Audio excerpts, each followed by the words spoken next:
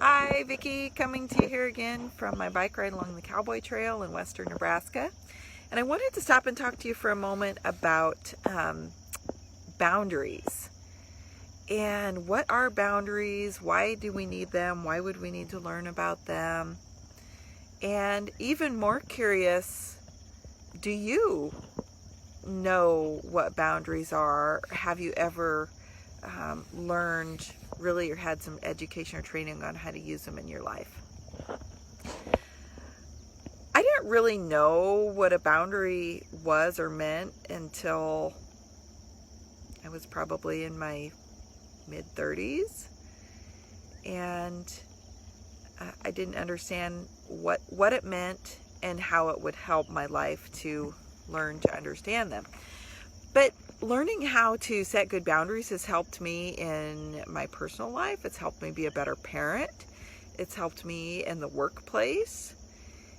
And it's made better relationships, more thriving relationships where I am not carrying around resent or just feelings that are not being expressed, just because it's helping me be my authentic self. So a boundary simply, and again, we're not taught in school or at work, or most of us aren't taught growing up what a boundary is. This might be something new for you, but it really is how to articulate what you do and don't want to happen around you, and how to express that to the people around you. So in parenting, I learned how to set boundaries with my kids and how to do that in a way that's, say, maybe around chores. You know, the boundary is you are required to do X, Y, and Z before this happens. And if you don't do X, Y, and Z, this is not going to happen. It can also be something like the language that you want to have used around you.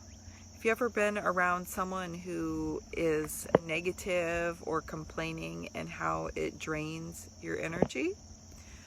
Well, you can actually learn how to set a boundary to, to ask that person not to use that language around you. And I think our fear with doing that is that we're going to ruin relationships. But really, at the core, boundaries enhance relationships because they give you the opportunity to talk to people about what's truly important to you. And then you also get to see, do they respect what you say or do they not?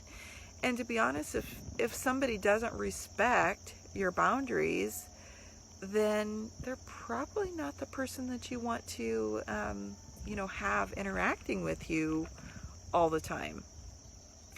So we can learn to use boundaries in our relationships, in how we want to be treated in relationships with our kids, like I've already mentioned, and in the workplace, and almost anywhere that you are.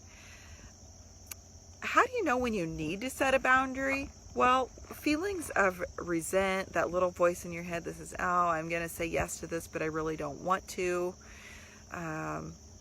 There's alarm bells that go off in our head when we're doing things and going places that are not the best for us.